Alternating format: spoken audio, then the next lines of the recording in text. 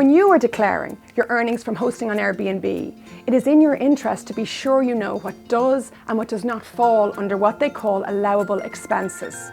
To be an allowable expense and therefore qualify as a tax write-off, all property income expenses must have been incurred wholly and exclusively in the course of hosting. And they must also be what they call a revenue expense rather than a capital expense. A revenue expense is something that lasts for a shorter period of time, and it's often used for the purposes of the property businesses. Most day-to-day expenses, for example utility expenses, Airbnb, service charges, will be revenue expenses.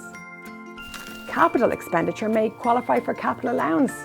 Unfortunately though, all expenses are not allowable for tax purposes. There's no expenses for personal purposes, for example, your full mortgage payment or personal phone calls. Unfortunately, they're not allowable. But examples of allowable deductions for income tax purposes that might be available to you are insurance, mortgage interest, maintenance, repairs to your property, utility bills like gas, water, electricity, rent, ground rent, service charges, council tax. Services you pay for, like cleaning, gardening, may all be allowable.